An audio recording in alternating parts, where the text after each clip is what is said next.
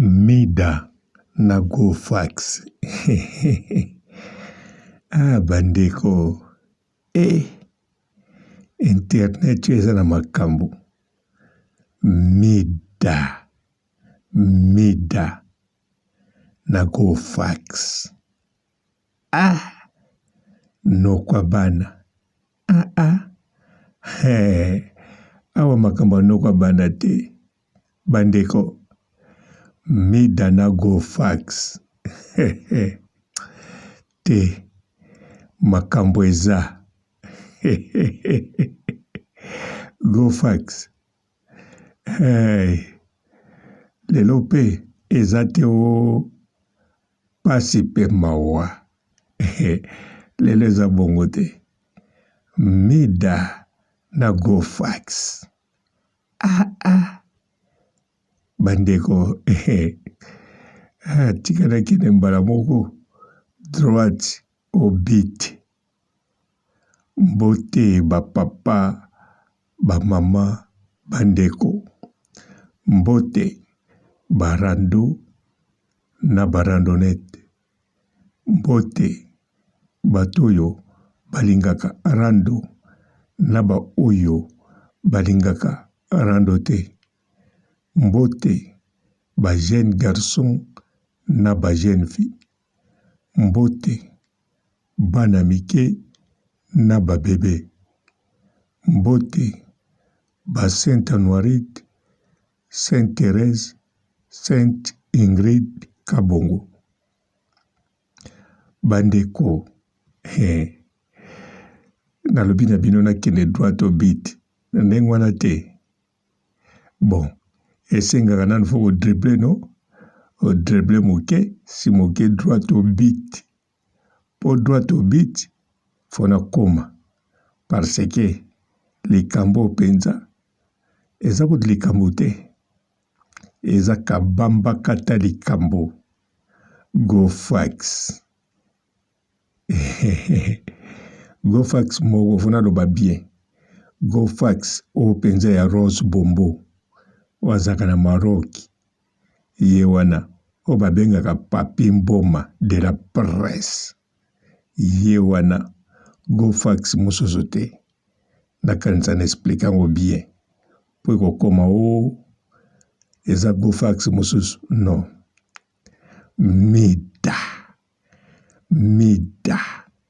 Mida penza oyo. Bozo tala na she mida. Mida o penza. O babengaka mida show.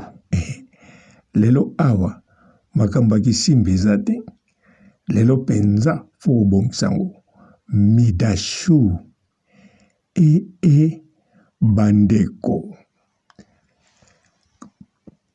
Kabamba kata likambo ezali awa. Na mida show.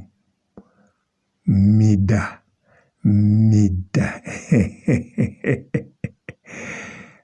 Ngai kola. Bandeko nakende droit au but. Wabiki nazo mona potongo musika pona ochabie. Droit au but. Toka ngoka na sango. Meso ba pesi obale ochabie. Fome la pema.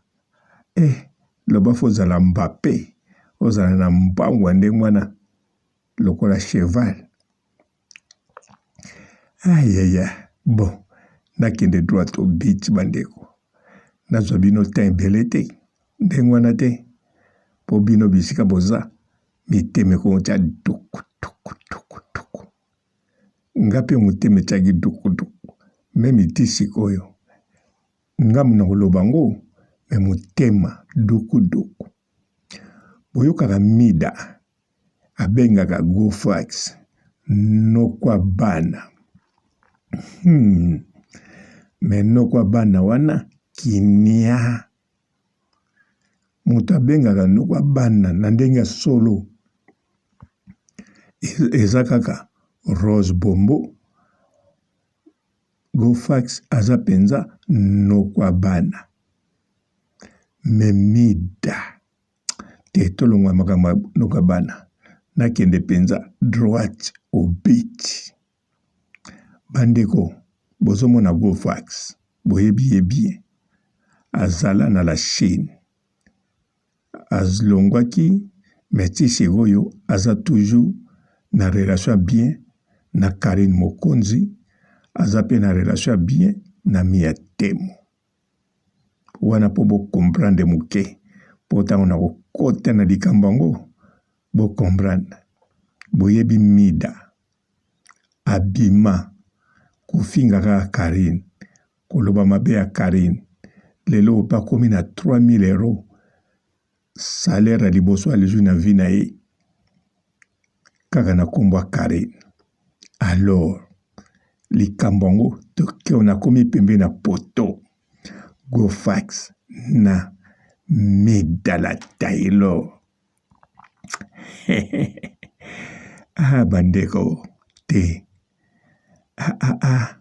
te o eza niveau a likolo o eza ba niveau 7 Gofax kanisa nazobenga bien Gofax o azalaka na Maroc nazoloba te yo les Marocains non Gofax Papi Mboma de la presse Bogart Mida Chou Mida la Taylor elengi bomonde na bengango nkolo mama nakomi pembe na poto pona tia bi botala nazo file wane toboka te o mwana tia bi bale bimi pona lingi makambo na koloba ekota bino penze vandi ndenge bi evwandaka na file ndenge pe bi na file avandisa succès nakanisa na nzembo bi na file wana bokotunanga eloko nini naza nango yango wana bayembaka no bolingo love bolingo bandeko nani samona mwasa Gofax nani sa yoka vie amoureuse a Gofax nana yebi soki Gofax aza na bana to na mwana te nana yebi soki Gofax na Maroc abala to abala te nana yebi mutu azobima na Mida mikoloyo nana yebi mutu Mida alove mikoloyo nani na kati na bino nani ayebi atombola musapi te botombola musapi te nakende droit au beat na likambo na loba bandeko namoni pona kima mbangu tina poto eza mobulu moko na bino simba bale eza la touche na betaka penalty mbala moko biekota nazala skutu mbala moko droit au beat te nazala penza na penalty na tire mbala moko biekota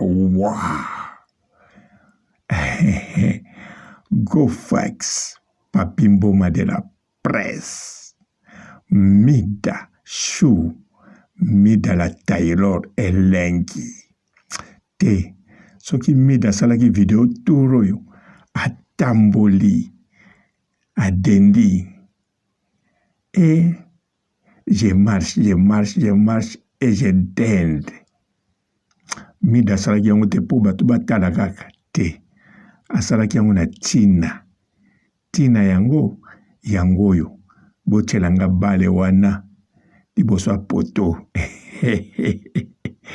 na chabi droit to beat na longoli yango siko penalty kaka mbala moko ekota bokanga gardien basinga po biera tete ankolo te internet eza elengi na gu tala bino mitema ndenge ezobeta tuku bozala calme bavideo na ngera nonga a 10 minutes bon boyoka likambo yango Gofax na Mida la Taylor égal à 1. GoFax est mis dans la Taylor boyoki yango bien. Égale 1. 1 plus 1 égale 1. GoFax azali mobali oyoyo. Mwana mobali oyoyo. Te yende mutu asali lokumu na bato nyonso obazala na la Chine Karine obalobelaka Karine. GoFax Midala Taylor yende asali fierité ya bato nyonso obafingaka Karine obalobelaka Karine mabe asali fierité. GoFax et Midala Taylor égale à 1. Vous comprendre les Camerounais na loba. Vous comprendre non? Si vous commis, vous boire ba flair. Vous boire ka flair ba flair. Moninga zui sepela. Vous boire ka ba flair. Moninga zui sepela. Likambango eza boye. Banda Karine akoma na poto. Mutoyo balobelaka Karine mokonzi malamu.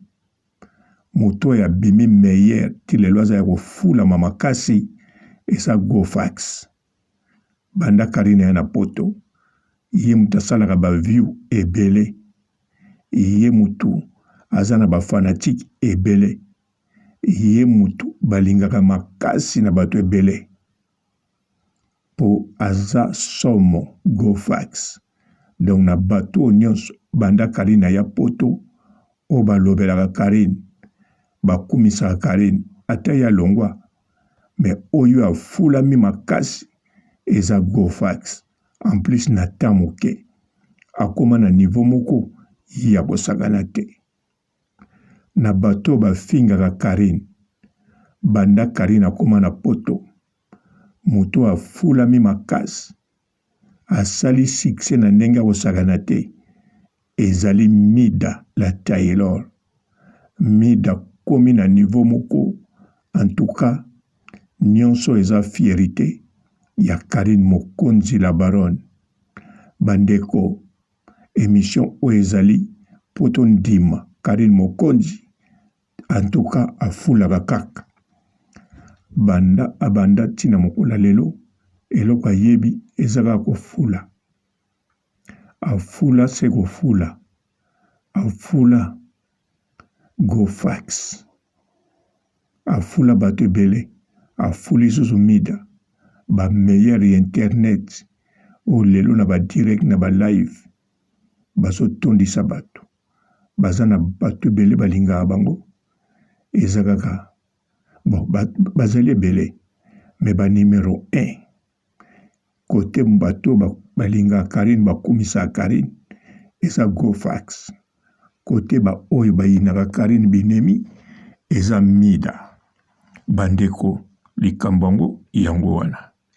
Nakanisa to bosepeli na makambango. Nandimi teke bomoni yango mabe. Alors félicitations GoFax. Félicitations Midala Taylor. Merci Karine mokonzi la baronne. Oza toujours la meilleure. Bandeko ba bolingo. Likambo ya kitoko. Likambo nini? Le 1er février. Ti le 6 février. Toza na forum. Botu nangate soki nini. Ya kitoko. Yo mutolobaka. Kemboka.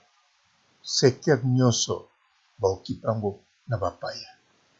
Kotoyo, ba Chinois, kotoyo, Bengi, kote kuna, ba Pakistanais.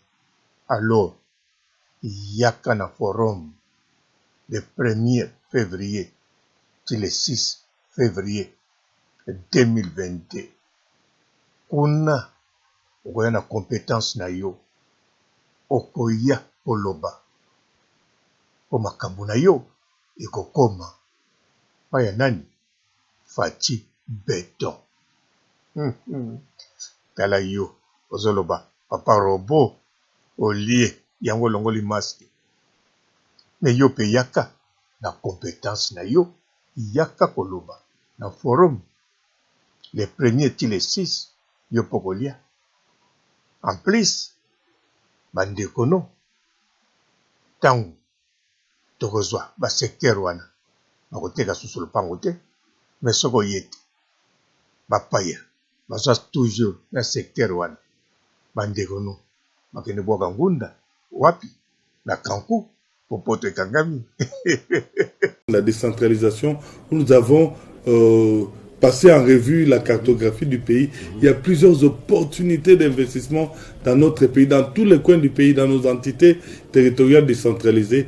Et à Geneva, nous présenterons cela aux investisseurs éventuels de la diaspora du Congo et des amis du Congo qui seront nombreux à ces grands rendez-vous. Et ces assises seront tenues en quelle période exactement? C'est du 1er au 6 février 2022. En tout cas, compétence na yo ezali nécessaire pour na kotonga mboka. Fati beton bango kuna baposa bitambe otamboli na bango oselumuki okwei obukani mokwali soko. Bonjour fidèles internautes de www.elengiakomba TV. Bonjour, bonsoir, balandi nyonso ya Elengi ya Komba. Congolaise TV. Partout dans le monde, partout où vous êtes, partout où vous êtes, Elengi ya Komba TV vraiment. Bonjour, bonsoir, na abonné bafa nyonso ya Elengi ya Komba Congolais TV. Bonjour à mon boss, on a appelé ça vraiment un pandi. Bonjour à mon boss, JP Kiama. Je salue mon boss Balobi, boss des boss Babi JP Kiama. Bonjour, na Elengi ya Komba Congolais TV vraiment. Amour na zana chaîne de ça qui topo. Il y a boss na JP Kiama, ta ay boss des boss ya ni amandaje. Donc Maxime Tolo la zaki. Ya boss na biso JP Kiama. Nzambe na ngai. Ba boss bazali ba boss bazali. JP Kiama, le boss des boss. Napesi d'abord bonjour, te ba mbote belé na mo boss JP Kiama. Wana na koza ngisaote. Donc na ko lekate sana napesa mo boss JP Kiama, boss des boss. Bonjour fidèles internautes de www.elengiakomba TV. Bonjour, bonsoir, balandi nyonso ya Elengi ya Komba. Congolaise TV. Partout dans le monde, partout où vous êtes, partout où vous êtes, Elengi ya Komba TV vraiment. Bonjour, bonsoir, na abonné bafa nyonso ya Elengi ya Komba Congolais TV. Bonjour à mon boss, on a appelé ça vraiment un pandi. Bonjour à mon boss, JP Kiama. Je salue mon boss Balobi, boss des boss Babi JP Kiama. Bonjour, na Elengi ya Komba Congolais TV vraiment. Amour na zana chaîne de ça qui topo. Il y a boss na JP Kiama, ta ay boss des boss ya ni amandaje. Donc Maxime Tolo la zaki. Ya boss na biso JP Kiama. Nzambe na ngai. Ba boss bazali ba boss bazali. JP Kiama, le boss des boss. Napesi d'abord bonjour, te ba mbote belé na mo boss JP Kiama. Wana na koza ngisaote. Donc na ko lekate sana napesa mo boss JP Kiama, boss des boss. Partout dans le monde, partout où vous êtes, partout où vous êtes, Elengi ya Komba TV vraiment. Bonjour, bonsoir, na abonné bafa nyonso ya Elengi ya Komba Congolais TV. Bonjour à mon boss, on a appelé ça vraiment un pandi. Bonjour à mon boss, JP Kiama. Je salue mon boss Balobi, boss des boss Babi JP Kiama. Bonjour, na Elengi ya Komba Congolais TV vraiment. Amour na zana chaîne de ça qui topo. Il y a boss na JP Kiama, ta ay boss des boss ya ni amandaje. Donc Maxime Tolo la zaki. Ya boss na biso JP Kiama. Nzambe na ngai. Ba boss bazali ba boss bazali.